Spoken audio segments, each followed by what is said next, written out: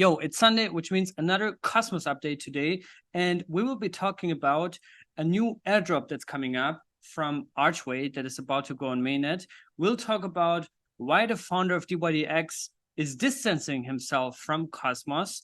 We'll talk about a Cardano sidechain that is built on Cosmos, next steps for the Atom Economic Zone, and more.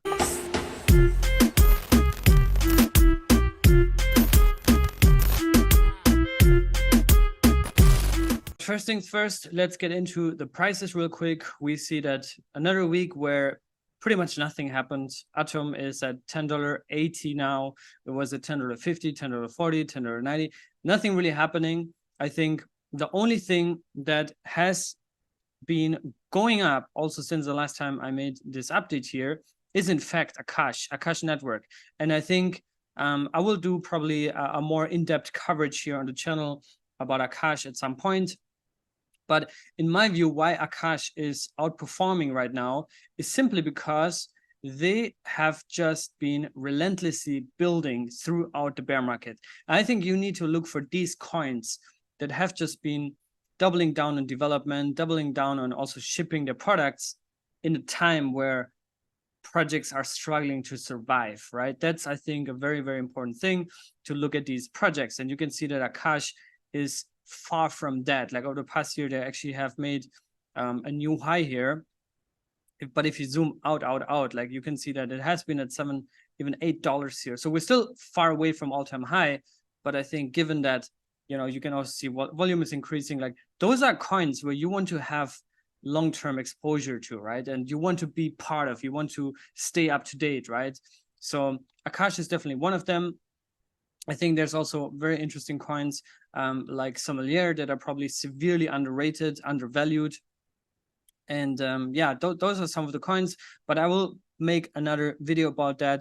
Now let's actually start with the first topic, which is an upcoming airdrop, which is from Archway. So the Arch coin will be airdropped to 3 communities, one of them being for stakers, and it is going to be for Atom stakers. I don't know about the 2 other communities, but I think they will share updates in the next few days. And the snapshot, this is exclusive, has never been said before, is actually January 16th. So that's about that. I promised you guys that I'll be sharing more updates in this video on Sunday, and here we go. That's the alpha that I got. Also, Archway will be doing a token sale on June 15th, and shortly after, I think early July, they're shooting for the mainnet launch, which we with Cryptocito are also part of at the Genesis. So once you get your Arch airdrop, you can also delegate right away to Cryptocito. Moving on to one of the spiciest tweets in recent Cosmos history from the founder of dYdX, who says that he doesn't want dYdX to be too associated with Cosmos. Apps should transcend any particular technology they're built on. On dYdX v4, you'll just deposit from any major chain using any major wallet, no Cosmos, no bridges, or any of that nonsense. And I think that caused a lot of people to, in my opinion, overthink and say, oh my God, they're not bullish on Cosmos anymore. But what actually saying as well in the second tweet is that this is not to say we're huge fans of Cosmos. We're literally betting the entire protocol in it. And dYdX is already funding multiple grants for core Cosmos infrastructure. The point here is that just nobody should care. And I fully actually agree with that.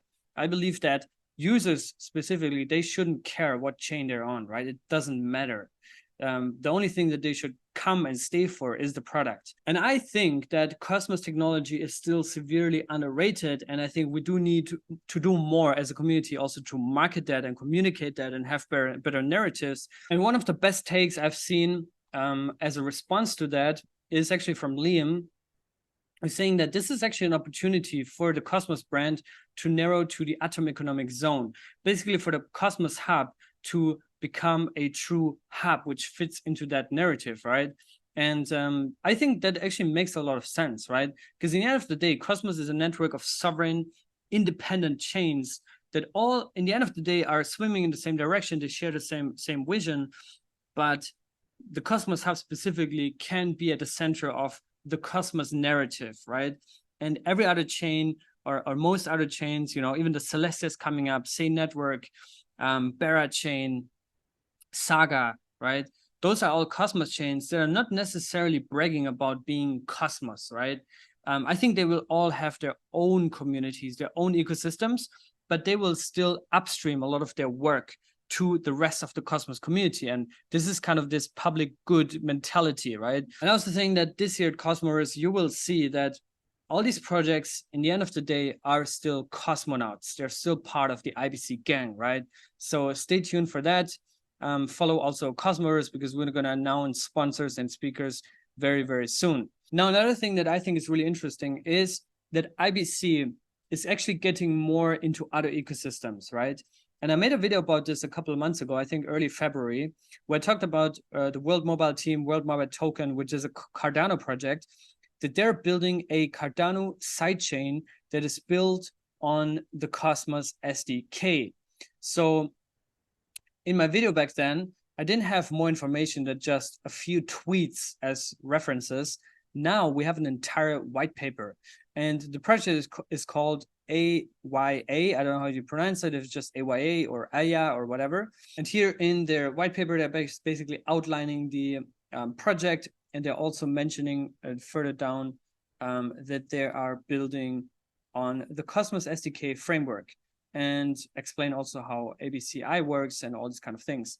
So that's cool. And I think it's always great to see when more projects are branching out and building chains with other ecosystems, right?